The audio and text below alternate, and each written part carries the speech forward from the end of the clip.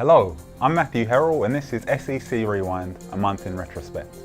This month, General Conference evangelists Mark and Ernestine Finley pay a visit to Stanborough Park, St Albans Church hosts their biannual HealthFest, Boys to Men Ministries conclude their Knife Crime Awareness Church Tour, and the Women's Ministries Department launches a new creative initiative.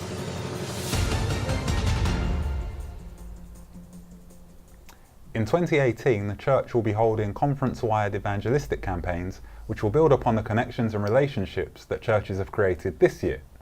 With this in mind, Stanborough Park Church invited GC evangelists Mark and Ernestine Finley to hold a training weekend focusing on outreach strategies through day-to-day encounters with the public. The couple also took the time to invite the local community to some stress management sessions. We've invited Pastor Paul Clee to the studio to tell us a bit more. Pastor Paul, thank you so much for making the time to join us today. Not at all. Maybe you can just tell us a little about the weekend. Yeah, sure. In Stanborough Park we have about 28 outreach ministries that are going, but somehow we're not reaching the people we really want to reach. Okay. So we happened to know that Pastor Finley was passing through, and so we wrote him and said, look, could you come and just sharpen us up? Sure. So on Sabbath we met with, actually Friday through to Sunday, but Sabbath was the main day. We met with young people, good dynamic young people, which is why they invited me, of course. And, my wife and I went representing the church just to see if we could find a way of amalgamating all these ministries and reaching people where they are, not where we want them to be. Sure, that's key. Yeah. So I understand that part of what was taught was simple ways of engaging in person-to-person evangelism. So it wasn't just focusing on the bigger ministries, but just teaching people simple ways that they can signpost and engage with anyone that they would meet. Is that right? Yeah, that's right. One thing that we learnt, for instance, though he never used this phrase, was that food makes friends. Okay. So he said, you know, when you have something, some just general meeting together with, perhaps you're talking about the Bible even, always have something to eat there because... Seconded. Because people relax then, Sure. you know, and you immediately become my friend. Sure. If I give you something to eat, Sure. you know, it's a little bond there. That was a big thing for many of us to learn. And he gave us ways that we could turn an ordinary conversation into a spiritual one. Okay. Like talking about events in the world, for instance.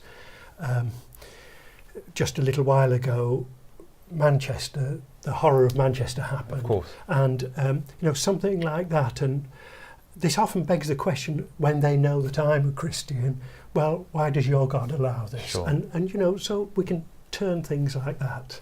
That genuinely sounds like it would be really useful, you know, just for the regular encounters that we have when we go out and about, when we meet with people. Yes, but one thing that he did do, and I do hope Pastor Finley doesn't hear this because I can't remember it all, was he took us through the book of John, the first 6 chapters of John, and he said, in John, Christ is constantly meeting needs. The first words of the book of John, incidentally, if you want to ever ask young people this, nobody got the answer right. What are the first words Jesus is recorded speaking in John? He turns round to people who are following and says, what do you want? So Mark said, look, Christ's first thought in John is, what can I do for you? Sure. And he took us through John, he took us through the wedding at Cana, he met a physical need. Other chapters he meets spiritual, he meets emotional needs, and so on, the woman at the well. And he told us how he went out of his way to be at that well. And of course the lesson was, you too must go out of your way. Don't think in your own little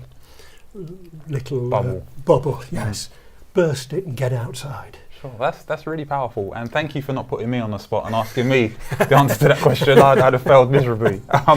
Thank you so much for making the time to come and share with us. And I think that these are tidbits that they sound simple, but they can have a profound difference. And I hope that our viewers can engage with some of those things you've shared with us. Thank you so much. Okay, not at all. Good health is a blessing and a gift, but by no means a certainty. Many of the health principles that Adventists take for granted can be revolutionary to many in our community. So how do we get the message out there to those who could benefit from it? St Albans Church took up the challenge and organised the HealthFest for the benefit of their community. Joining us now on the line, we have Melita Pazitka, one of the project managers for HealthFest. Melita, thank you so much for making the time to join us today. Hi, no problem. In a nutshell, could you maybe describe for our viewers what HealthFest looks like? If they were to turn up, what would they expect to see? Okay, so it's an event that we hold in the main part of our church, and essentially as soon as you come in, you're greeted and explained to what you're going to go through the process. And as you come in, there's a number of stations. We have around 10 stations where you literally get tested in various ways, from body mass index to fat analysis, and then you'll go around, you'll have a peak flow test where it checks your lung capacity, as well as blood tests to look at your glucose level.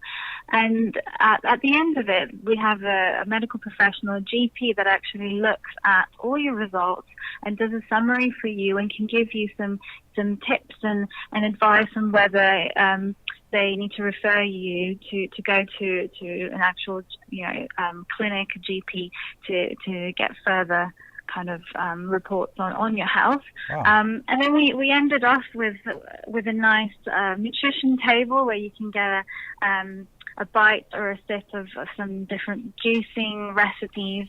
And we have a nutritionist, a professional nutritionist, that can also give you some advice. So it's all about kind of doing a full check, just in terms of measuring where you are. Is there anything you can do differently, whether it's your diet or your fitness, and kind of go from there. And it's something that we do twice a year, so you can come back and actually measure against the previous year as well to see if there has been any improvements. To see if there are improvements. Wow, so people get a thorough health check, and you even get a snack and a drink to go with it as well. That sounds really good. And this is all free for people who turn up. As people from the community come in, there's no charge for these services?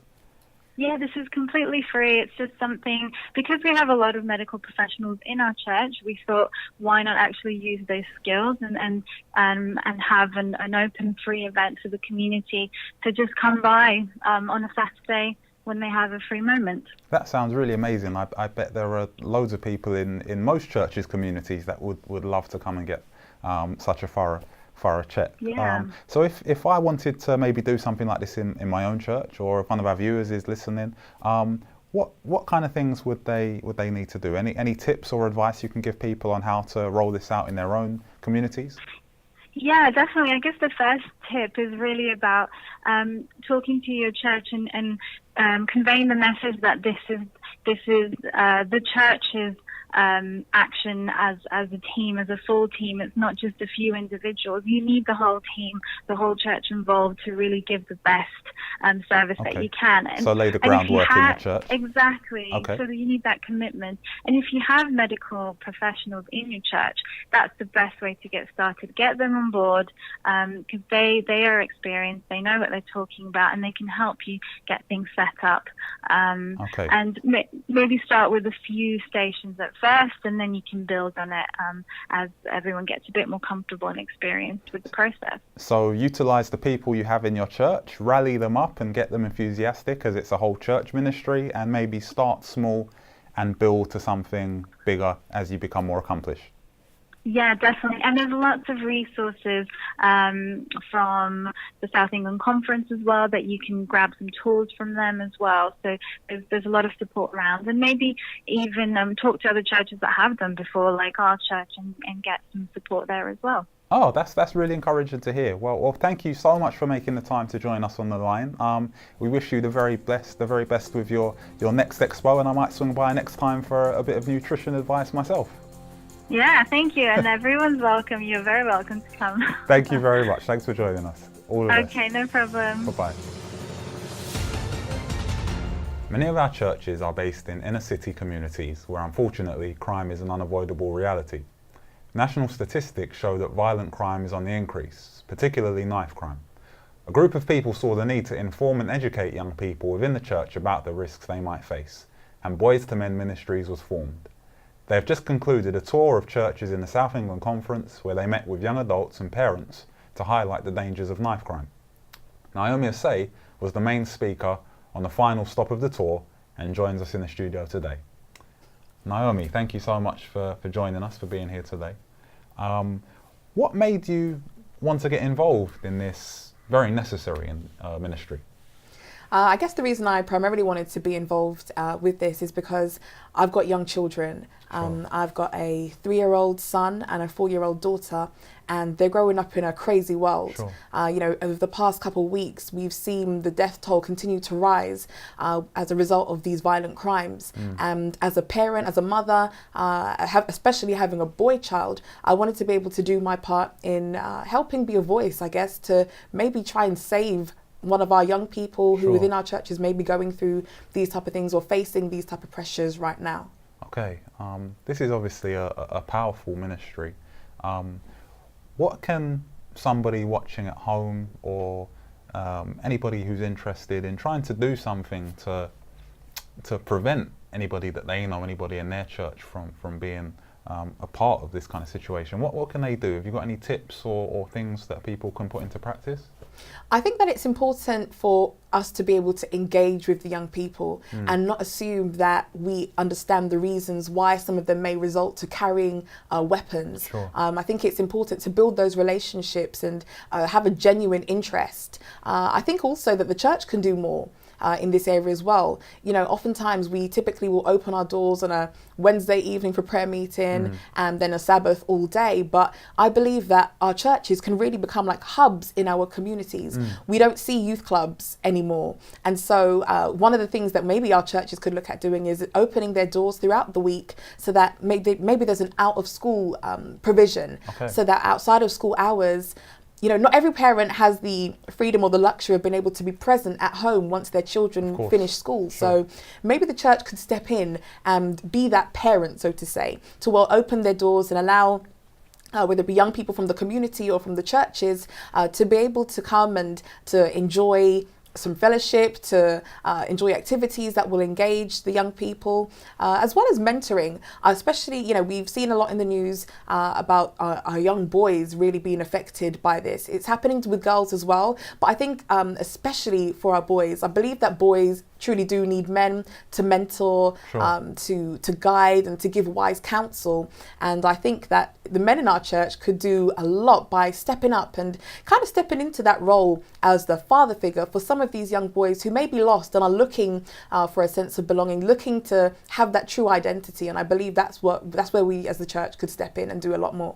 Wow, there's something you said there that was really powerful for me.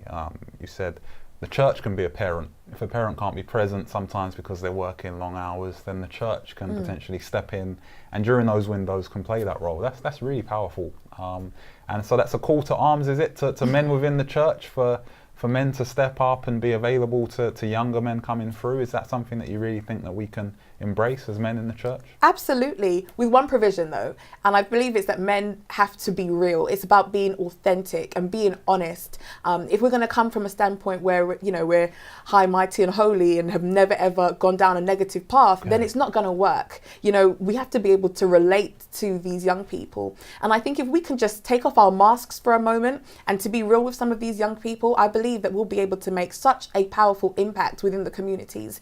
In years gone by, it would be a whole community or a whole village raising a child. Sure. And we're kind of losing that in today's culture. And I do think that that's one of the key missing pieces and probably a reason why we're seeing so much of what we're seeing on the roads today. We've lost that type of family effect. And I think the church could be really instrumental in bringing that back. If we truly do care enough, if we truly do want to demonstrate the love of Christ that we always talk about, I believe we can make a big difference. Well, I certainly feel very convicted. I have young men in my church and I feel an even bigger burden now to try and mentor. And I hope that you watching at home, viewers, especially any male viewers, that you feel convicted of the same. Naomi, thank you so much for making the time to join us. Thank you. Following the boom in home baking a few years ago, I'm reliably informed that sewing and dressmaking is the next retro skill to make a comeback. In fact, nearly 1 million women have taken up sewing in the last 3 years. The Women's Ministries department was keen to be at the vanguard of this revival, and together with Balham Church Community Services, they have organised a monthly sewing club. The club is open to all, and you don't need to know how to sew to get involved. They even provide the sewing machines. Our reporters stopped by and sent us this video.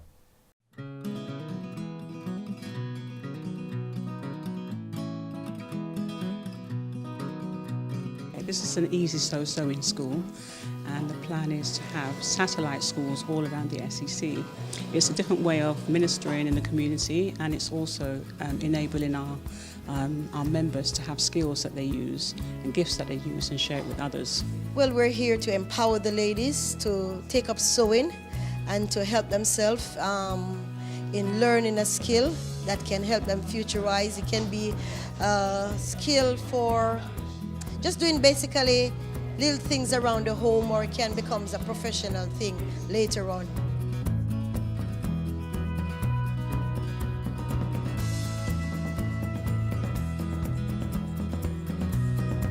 Today what we did is it's all about the sewing machine. It was all about learning how to use the sewing machine.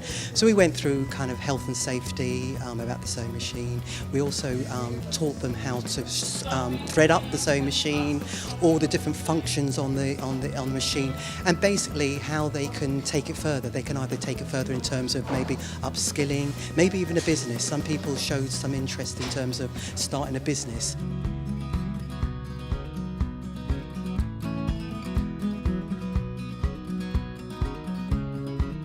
Balham has been trying to get a sewing class together for a very long time, in fact 10 years.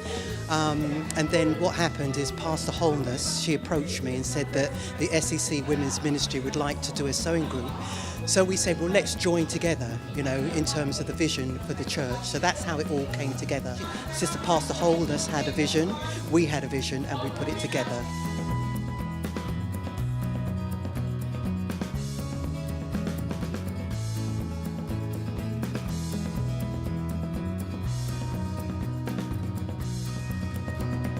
We're here assisting and helping to promote that the ladies have a wealth of knowledge in what they're doing and how to use a sewing machine, the skills that it takes to understand the sewing machine, and how to maneuver it in a better way. Yes, I see success because they were very excited, because some of them is the first time they use a sewing machine, and we're very excited for them.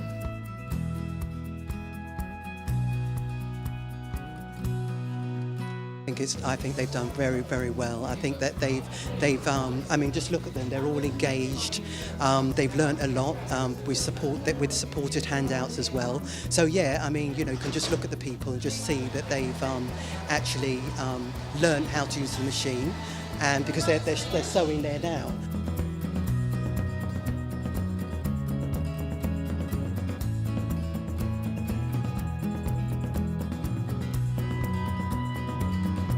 Yes, more courses coming up in the future because we are trying to reach out to the community.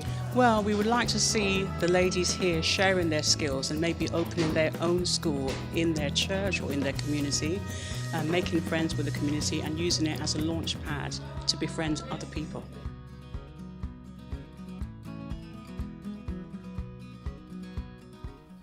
If you're interested in setting up a sewing club in your church, please contact the Women's Ministries department.